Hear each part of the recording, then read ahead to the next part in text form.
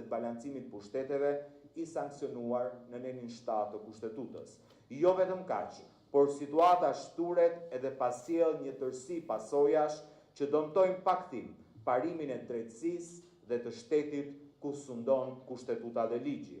Në këtë terren kushtetues, në rastin konkret, është detyrë e Kuvendit të verifikojë vetëm nëse ekzistojnë të gjitha kushtet për dhënien e autorizimit që kërkohet nga prokuria për arrestimin e deputetit. Kuvendi në cilësinë e pushtetit legjislativ në këtë lloj procedure ka vetëm një detyrë, të sigurojë që deputeti në procedurë të mos jetë peng i përdorimit abuziv partijako-politik për shkak të veprimtarisë apo qëndrimeve të tij parlamentare. Ne deputetët e pakicës në Këshill mbajmë në konsiderat edhe standardin tjetër të vendosur nga Komisioni i Venecias, sipas cilit organi parlamentar që shqyrton një kërkesë për heqjen e imunitetit nuk mund të bëjë një vlerësim apo shqyrtim ligjor të çështjes. Vendimi duhet bazohet mbi faktet dhe meritën e çështjes, siç i parashtrojnë autoritetet, dhe jo mbi konsiderata apo qëndrime të tjera politike apo t'jashme.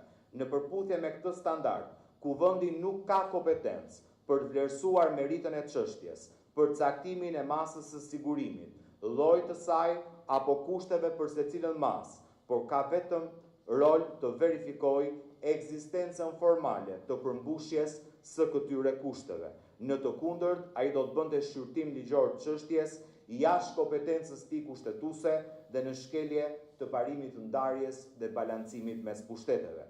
Kuvendi, duke mos qenë organ kompetent sipas Kushtetutës përgjegjës për hetimin penal, nuk mund të çmojë meritën se cila është masa e përshtatshme e sigurimit për të mbrojtur hetimin apo të veprimit konkret që duhet ndërmarrë prokuroria që hetimi të jetë i plot dhe i pacënueshëm. Kjo është një kompetencë ekskluzive e pushtetit gjyqësor.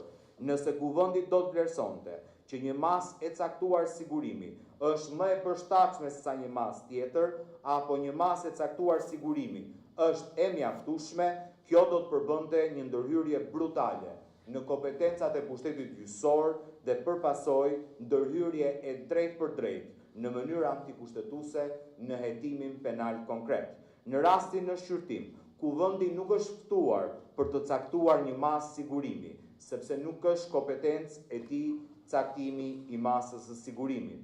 Kuvendit i është kërkuar autorizim nga prokuria që ajo të ketë mundësi t'i drejtohet gjykatës për caktimin e masës së sigurimit. Ashtu sikurse pika 3 e nenit 260 Kodit Procedurës Penale sankcionon, ku nevojat e sigurimit rëndohen, gjykata me kërkesë të prokurorit mund të vendosë zëvendësimin e saj me një masë më të rëndë, është kompetencë kushtetuese dhe ligjore e gjykatës që me kërkesë të prokurisë të vendosë për zëvendësimin ose jo të masës së sigurimit. Caktimi i masës më të përshtatshme të sigurimit dhe përpasoj vlerësimi kushtetues ligjor për këtë është brenda sferës ekskluzive të gjykatës. Vendimarrja e gjykatës i nënshtrohet vetëm kontrollit brendshëm nga vetë sistemi gjyqësor, fillimisht në gjykatën e shkallës parë në mënyrë periodike, më pas në gjykatën e apelit, në gjykatën e lartë apo edhe në gjykatën kushtetuese.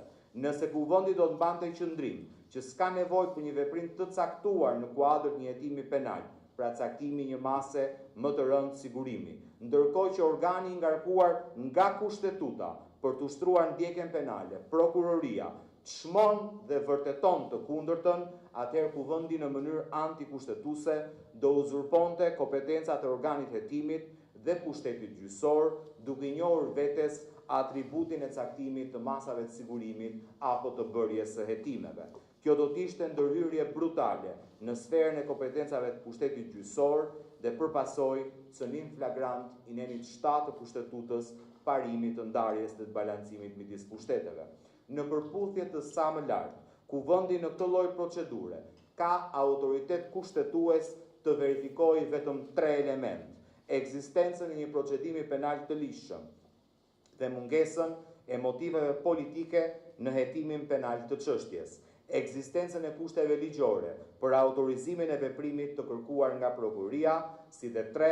Plotësimin nga ana përmbajtësore të disa kriterjeve të elaboruara nga Komisioni i Venecias. Në përfundim të këtij vlerësimi, ne, 5 antarët e Këshillit të Mandateve, na rezulton në mënyrë të përmbledhur sa më poshtë. Provohet se ekziston një procedim penal i ligjshëm ndaj të pandehurës Belinda Balluku dhe në rastin konkret jemi përpara prezumimit bazik që imuniteti duhet hiqet sepse nuk ka asnjë pretendim apo asnjë arsye të besohet se akuzat ndaj deputetes Balluku janë të motivuara politikisht. Madje vetë ajo, përmes avokatëve të saj në mbledhjen e Këshillit të Mandateve, e konfirmoi një fakt të tillë. 2. Provohet dyshimi i arsyeshëm i bazuar në prova. Prokuria tregon në mënyrë të qartë se ekziston dyshimi i arsyeshëm dhe ai bazohet në një set provash që janë depozituar bashkëlidhur kërkesës dhe relacionit shoqërues, gjithsej 80 prova të ndara në 12 volume. Provohet rreziku për procedimin penal. Prokuria në kërkesën drejtuar kuvendit, si dhe në përgjigje të pyetjeve përpara Këshillit, treguan qartazi se në rastin konkret ekziston rreziku për prishjen e provave të procedimit penal nga deputetja Belinda Balluku. Pozicioni i saj si deputet i mazhorancës qeverisëse, ish zëvendës kryeministër dhe ish ministër, lidhja e ngushtë me një numër të konsiderueshëm të ministrave aktual në detyrë apo funksionarëve të lartë të administratës publike, kryesisht drejtor të përgjithshëm të promovuar në detyrë prej saj, është një tregues i qartë i lidhjeve dhe aftësisë saj për ndikuar në cilësinë e provave të procedimit penal.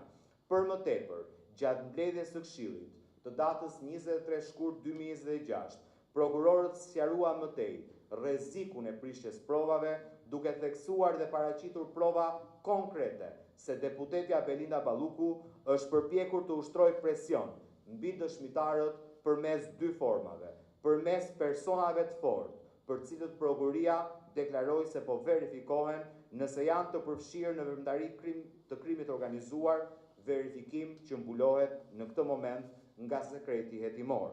Dhe së përmes zyrtarëve publik, pjesë të kabinetit saj, të cilët ose kanë shantazhuar për shkarkime nga puna ndaj dëshmitarëve dhe familjarëve të tyre, ose kanë ofruar para në këmbim të ndryshimit të dëshmive dhe të avokatëve mbrojtës. 4. Provohet nevoja e kryerjes së veprimit nga ana e prokurisë në kuadër të përshtatshmërisë së masës së kërkuar. Prokuria në kërkesën e saj, në përgjigjet e dhëna përpara Këshillit, tregoi qartë se çdo masë tjetër, veç asaj të arrestit, është e papërshtatshme për shkak të rrezikshmërisë së lartë shoqërore, të veprës penale dhe të cilat po procedohet Belinda Balluku dhe për shkak të personalitetit kriminal